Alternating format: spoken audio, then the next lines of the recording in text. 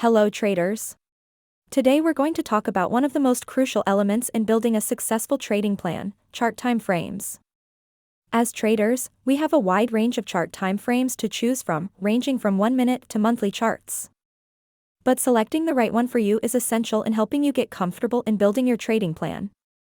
Let's start with the breakdown of the different time frames and see what they can offer. First up, we have the long-term/position trader.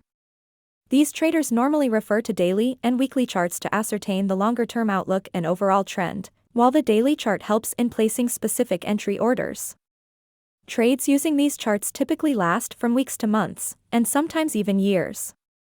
Advantages? You don't need to monitor the market constantly, and there are fewer trades, resulting in less transactional costs. Disadvantages?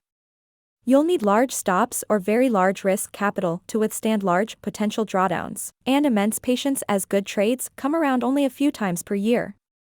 Next up, we have short-term/swing traders. These traders use hourly time frames and trade for several hours to a few weeks. Advantages?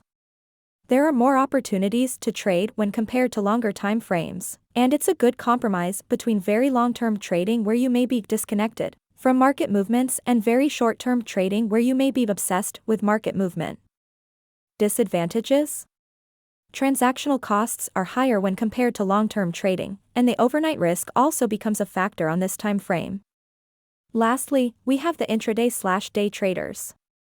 These traders trade in short time frames, referring to minute and hourly charts, and normally trade the whole business day, exiting the market before the market close. Advantages? There are lots of trading opportunities, and there is no overnight holding risk. Disadvantages?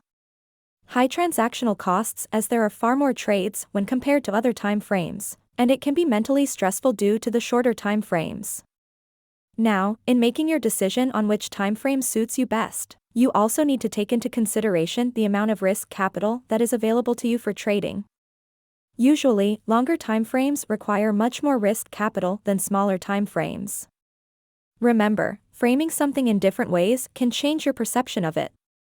It's also a good way to determine if you're not aware of a larger, overriding trend that can affect your trading decisions. So take the time to choose the chart time frame that works best for you.